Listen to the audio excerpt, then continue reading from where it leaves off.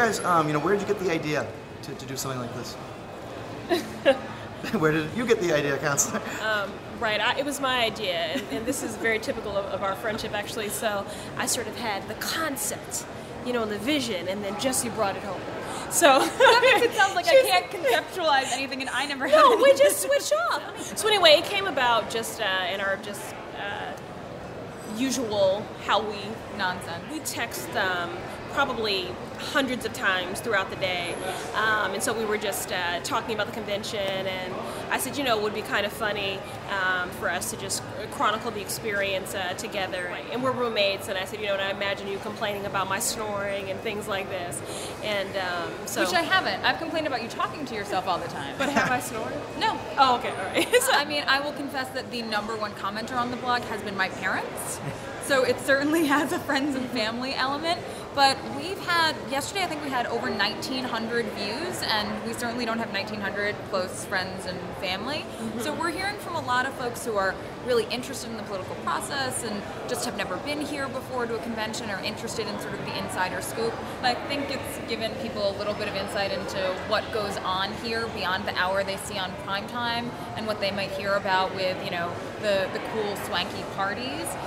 So they are seeing the issues forums that we're going to and what we're doing during the day that, there's some fun stuff, but there's also a lot of substance, and so it might actually be giving people a more comprehensive picture of what's going on than just, oh God, those electeds are down there in Charlotte just waiting for the balloon drop and having some free booze. It's not quite what's going on. Jesse and my two colleagues in government, Felix Wario and Tito Jackson, were all stuck outside for close to an hour. The fire marshal closed the doors, and again, Councilor Arroyo and I were very humbled to have been asked by the state party to do the announcement of how many ballots were being cast for the nomination for Barack Obama.